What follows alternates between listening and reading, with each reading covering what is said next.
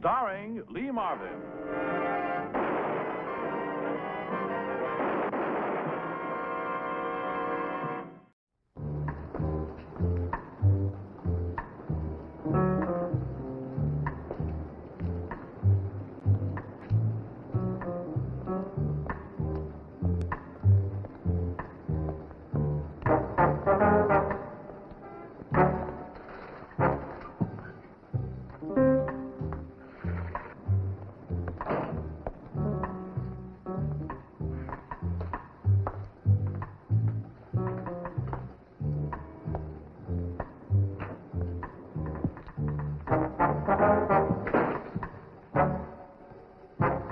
With something? Yeah, I'll have that box of biscuits up there.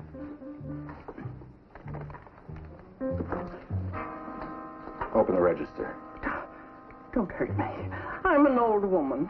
Just do what you're told. You'll live to be older. Open the register. Just give me the bills. Now give me that box you keep behind that row of cans on that shelf. What box? Don't get clever with me. I've been watching you every night for a week when you close up.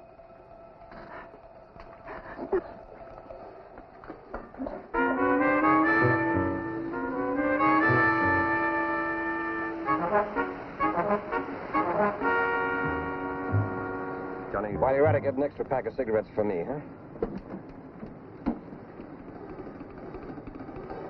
Please don't take it. Come on, come on. I'm sorry for you.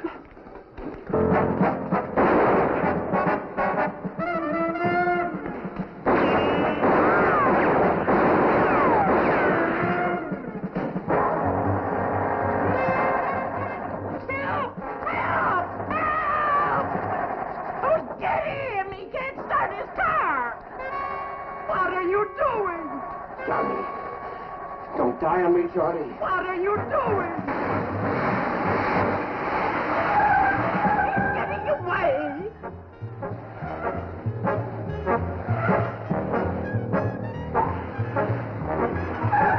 What are you doing?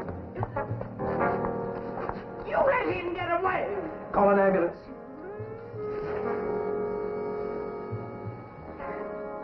Never mind, it's too late. Now, I've been robbed of $1,200, and you let that man get away with my money. You knew you could stop him. His car was stalled there, you coward. I'm going to have you thrown off the force. You're not a cop. You're just a coward. Car 52. Officer Maxwell, I want to report a robbery and murder. A cop had been killed. While attempting to apprehend a criminal in the process of committing a holdup, Officer John W. Wilbur had been shot and killed. The entire department was alerted. Robbery and homicide were on the job immediately, and we were asked to assist. My name is Frank Ballinger, Detective Lieutenant M Squad, a special detail of the Chicago Police.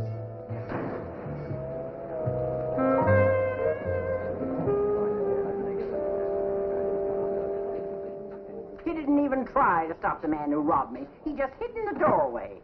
Would you care to comment on Mrs. Williams' statement, officer? Not now. You mean you're not going to answer those charges? Just a moment, please. Mashpee, Chicago Express. Well, Ballinger, Police Department. Just what charges are you referring to? There seems to be a misunderstanding, sir. Not on my part, there isn't. When the shooting started, this cop here runs and hides next door. If he hadn't been afraid to stick his head out, he could have got the guy that took my money easy. To put it more succinctly, Lieutenant, I think the official phraseology is dereliction of duty and cowardice. Those are pretty stiff charges, aren't they? I don't make the charges, Lieutenant. I just report them. We'd worked together for 3 years. Johnny was my best friend. Johnny? Yeah, Johnny Wilbur, his partner, the police officer was killed here tonight. Lieutenant, I'm merely trying to find out if Officer Maxwell has anything to say in his own defense. It'll be in my report in the morning, sir. Refuse to comment. Now, if you don't mind, we have some police work to do, huh? You get a look at the killer? I didn't really see him, Lieutenant. It happened so fast. Johnny was already hit, bleeding badly. I can describe him, Lieutenant. I'll never forget that face as long as I live. And I can tell you the kind of car he was driving and which way he went. Don't you find it a little odd, Lieutenant, that a plain citizen saw and remembered everything, while a trained police officer apparently saw nothing? Or was that because he was where he couldn't see or be seen? You know, I'd appreciate it if you'd get out of here and let us get something done.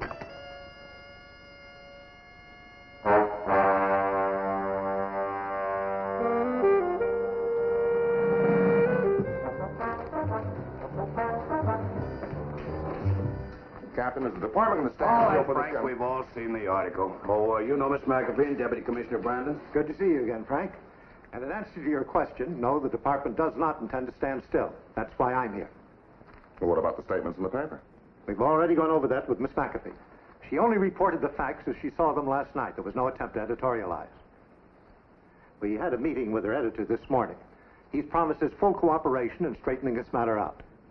I don't think it's going to help us much, Commissioner. The story's already in print. It reflects on every officer on the force.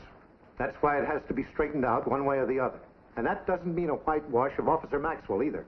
May I quote you on that, Commissioner? You certainly may, Miss McAfee. We want the facts, and we want you to have them, too. Commissioner wants us to take over the investigation, Frank. I'm going to give it to you. Me? Yes, Lieutenant. Everyone felt that since M Squad worked independently of any other department, that yours would be the most unbiased approach. Mrs. Williams got a good look at the killer's face. Was she able to pick anybody out of the mug books? Oh, sure. She made 2 positive identifications. They're both serving life at state, though. Her keen powers of observation seem to have failed since last night. Yeah, what about the car? Yeah, we found it. Stolen. No prints. You wanted to see me, Captain? Oh, yes, come in. This is Officer George Maxwell, Commissioner Brandon, George. Sit down, Maxwell. Now, go ahead, sit down. Captain Gray and I have been going over your report carefully. On the record, would you mind telling us why you refused to give these statements to Miss McAfee last night? Well, I was pretty shook up. Johnny getting in like that, and with that woman screaming about me hiding and everything. Well, I just didn't want to see it kicked around in the papers, sir. That's all.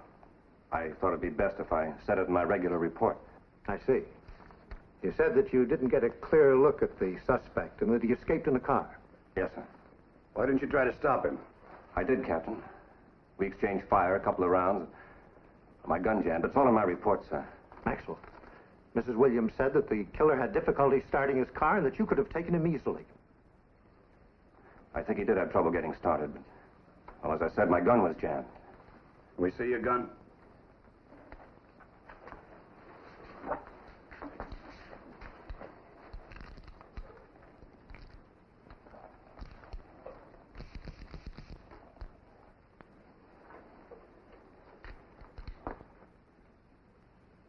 Well, it's hard to tell. It's not jammed now, but it could have been fired. Was it because your gun was jammed that you hid under the steps? I didn't hide, sir. According to Mrs. Williams' statement, you hid behind the steps of the building next door. I don't care what Mrs. Williams said. I didn't hide. I had a choice to make, and I made it. Johnny was badly hurt, and, well, I had to choose between trying to save his life or going after the suspect. Mrs. Williams said he was already dead when you got to him. That's not true, sir. But I guess it doesn't make any difference now. You're wrong, Maxwell. It makes a great deal of difference. Till this thing is straightened out, the entire department is on trial. If what you said isn't true, then every citizen of Chicago has the right to question the integrity and loyalty and courage of every officer. I must ask for your badge. You'll have every opportunity to clear yourself. In the meantime, consider yourself under suspension. That'll be all for now, Maxwell.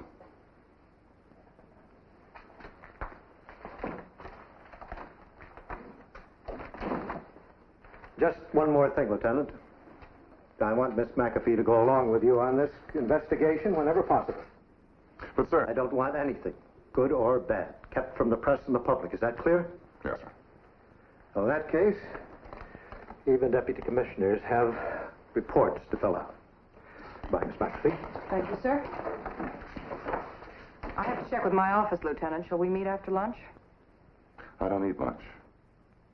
In that case, 1 o'clock here. I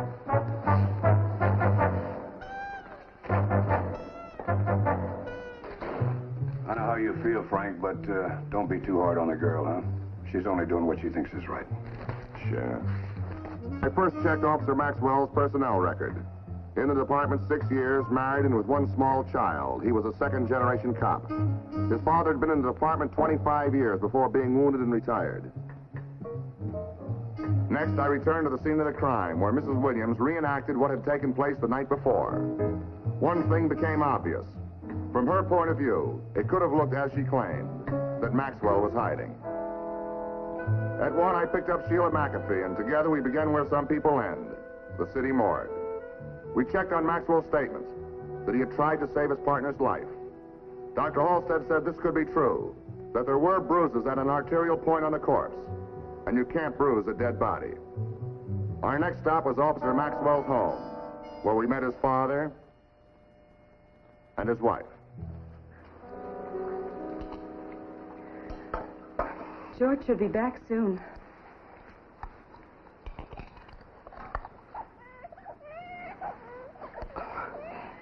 If you'll excuse me, I think I'm needed elsewhere. Sure. All right, sweetheart. Sweetheart? You know, when George was a little boy, I always used to tell him that a police badge was a badge of courage. Well, you have a citation on the wall to prove that. George told me what happened last night, Lieutenant. I read your story in the paper, Miss McAfee. Mr. Maxwell, there's a... I'm sure that... Now, I don't know what really happened, but there is one thing I'm certain of. If my son ran to save his own skin rather than apprehend a criminal, then he deserves every punishment the law can provide. There's no room on the force for a yellow cop. I'm sorry, Lieutenant, Miss McAfee. I wasn't expecting visitors. I was down the street in the garage working on my car. Oh, I'm sorry, George. I didn't know you had company. I moved the timer. I think it'll be okay now. Well, Bob, I'd like you to meet these people. Miss McAfee, the Express. Lieutenant Ballinger, M Squad. Bob Nash. Don't I know you? Bob served time, if that's what you mean, Lieutenant. What was the charge? Car theft. I've known Bob since we were kids, Lieutenant. We're friends. George sent him up. And he got me a job when I got out. That's another thing I taught him, Lieutenant. Just because he's a cop doesn't mean that he can't believe in a friend and help him to remedy his mistakes. Well, I don't remember anything on the books against that. Do you, Miss McAfee? No. I dropped Sheila McAfee at her paper and headed back for my office. On the way, I thought over what Maxwell had said earlier. How he'd had to decide between trying to save his partner's life and apprehending the killer. He made no excuse for his choice. By the time I arrived at M Squad, I knew I wanted out. I didn't like this assignment. I did like George Maxwell. You like the man. Is that what you're telling me? Is that what you want me to tell a trial board, that you like him? Look, Captain, I didn't ask for this assignment. As far as I'm concerned, I'm fed up with the whole thing. I don't like seeing some guy that I like and believe in chewed up by some girl reporter trying to make a name for herself. Frank, you're forgetting something. A police officer's been publicly charged with cowardice. Now, if the charge is true, it's got to be proven. He's got to be thrown out like a bad apple. And if it isn't true, that's got to be proven, too. Look, Captain, I am no Solomon. I can't look inside a man and see whether he's a coward or not. And with the facts we've got, that's impossible. All right, then we got to get more facts. This can't look like a whitewash. The papers will be all over us.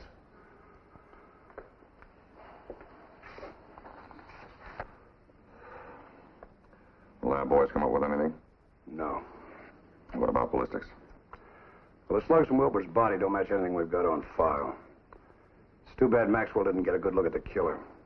Nobody in the neighborhood saw anything. Except Mrs. Williams. Yeah. I'll never forget that face as long as I live. You know, Frank, a lot of people get confused by mug shots. We've had it happen before. So? I was just thinking, why don't we try the composite picture build-up? We got nothing to lose. We only got one thing to lose, Captain, if we don't come up with something. A good cop.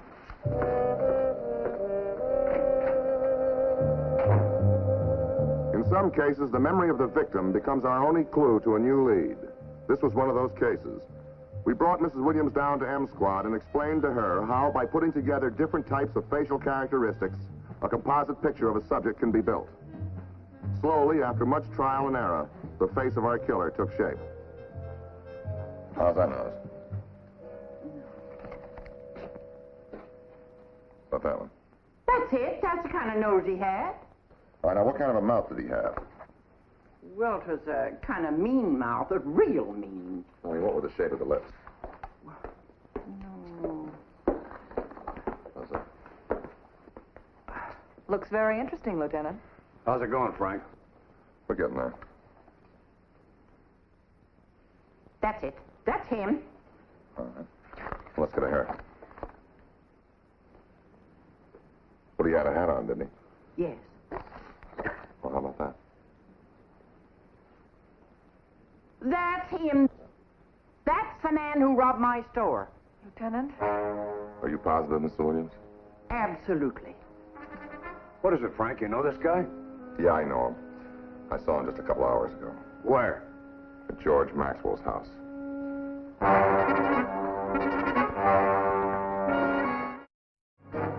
Williams' positive identification of Robert Nash left us with only two possible conclusions. Either Officer Maxwell was in on the burglary with Nash, or he had recognized him and deliberately allowed him to escape. All right, Mr. Williams, thank you very much. Charlie, would you run Mr. Williams back to South Contest, please?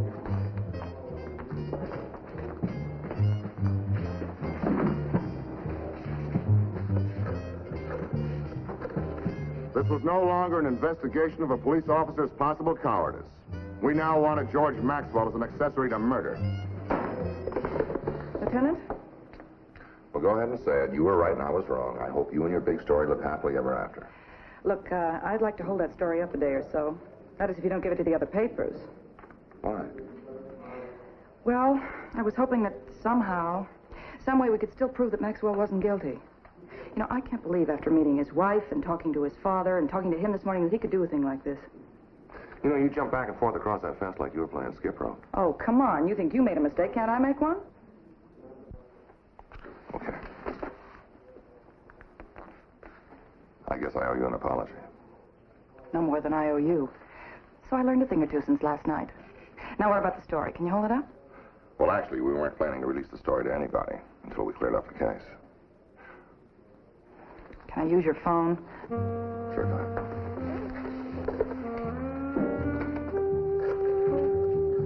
Failing to locate either Nash or Maxwell immediately, we put out an APB for both men. We also staked out Maxwell's house, Nash's apartment, and the garage where he worked. Within half an hour, George Maxwell was picked up at Central Headquarters. Not knowing we were looking for him, he had gone there to get some personal effects from his locker. He was rushed to M Squad, where Captain Gray and I started taking him apart, piece by piece. All right, let's go over it again. How long have you known Nash? Most of my life. When he got out of jail, you got him a job. Yes. You got him an apartment and gave him a grub stake. Yes. Why? I told you, we've been friends since we were kids. Oh, that's why you let him get away. I didn't know it was Bob. Well, how's your eyesight? Fine. Night vision? Fine. You graduated from the Academy with top honors in marksmanship? Yes. Did you miss Nash in a 20-yard drop? My gun was jammed. Your gun was jammed. So I can't help it if you don't You believe better me. start helping it, Maxwell. This isn't a trial board inquiry. It's murder. What do you want me to admit? Something that isn't true? How did Nash know where that old lady kept her money? Well, how should I know? Maybe you told him it's on your beat. Look, I'm telling the truth. I didn't know Nash was the killer. All right. Let's try it again from the beginning. I've already told it a half dozen times. Might have to tell it a dozen more times till we get the right answer. Your partner's hit, you got Nash in your sights, and you miss him. I told you I was helping my partner. Which partner? Look, there's no point in this. Lock me up, put me on trial, I'd still have to tell the same story. Tell us again. Yeah. Yeah. Okay, we'll get right on it. Frank. Stakeout spotted Nash. Where? He's holed up in that garage where he works. They can't take him. Why not? Well, he's got Maxwell's wife and kid with him. Joan? The baby? Better get somebody up here to take care of him. Let's get going. Frank, Captain, you gotta let me go with you. Look, it doesn't matter about me, but my wife and baby. You've gotta take me with you. Are you forgetting which team you're on, Maxwell? Now, look, I can help. I know Nash better than anybody. Maybe I can talk him into giving up. I don't know, Frank. He's got a point. You know, Nash has killed one man. We can't risk any more. Okay, let's go.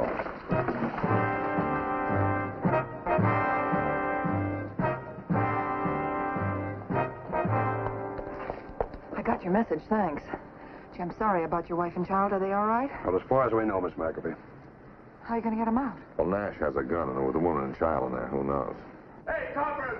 Make up your mind, you got 5 minutes left. What does he mean? Well, he's given us a deadline. Nash wants out of there in the car. Otherwise, he's threatened to kill Mrs. Maxwell and the child. Captain, let me go in there. I know him. I'll talk him out of it. Not a chance, Maxwell. That's my family in there. I know you're not going to let him get away. I'm the only one who can help you. Well, he's right, Frank. We haven't got much choice. Okay, Maxwell.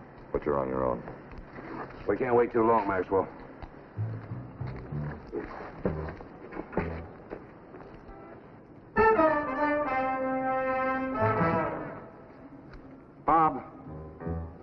Bob Nash, it's me, George. Let me in. Bob, I'm alone. I'm not armed. Let me in. I got to talk to you. How do I know you're telling the truth? He talked his way in. Then he's liable to get himself killed. I better give him a hand. Come on. In. Come on. Come on, hurry up. Up against that bench. Come on. Don't try anything clever.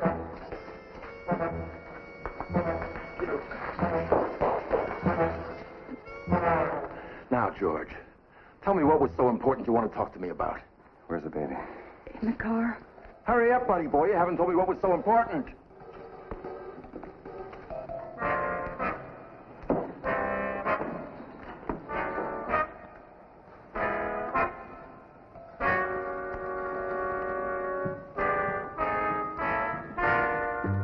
Give myself up.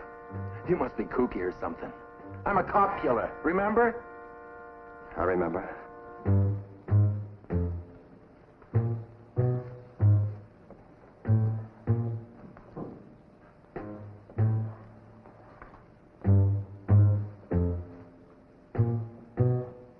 Too bad you didn't recognize me that night. You wouldn't be in this mess now. You can't be this rotten. I had faith in you, Bob. Was I just stupid? No. You're just loyal.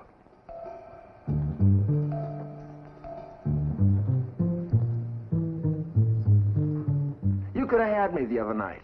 If you hadn't stopped to help your friend, you might even have been a hero. You know what your problem is, George? You're just too nice a guy.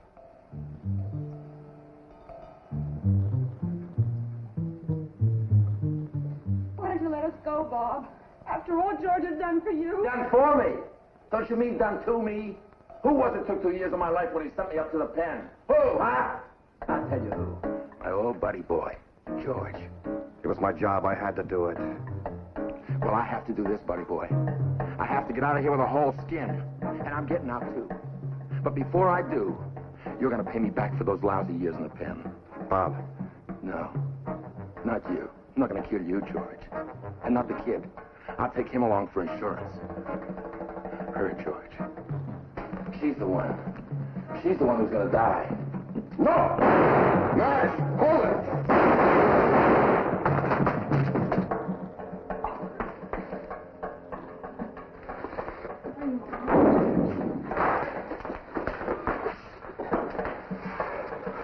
Frank? Sorry, Maxwell. I heard the whole thing. How's the arm? It'll be okay. Sounds like that third-generation cop needs a bottle. Courage and people. I've learned a lot about both in the past 2 days. So had Sheila McAfee. But most important, to the citizens of the city of Chicago, it was reaffirmed that a cop's badge is a badge of courage.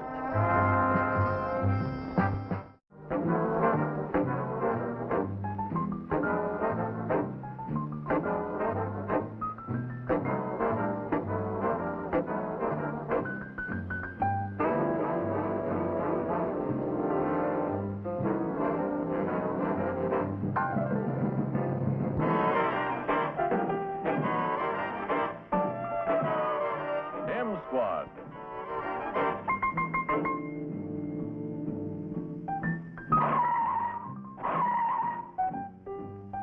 Starring Lee Marvin.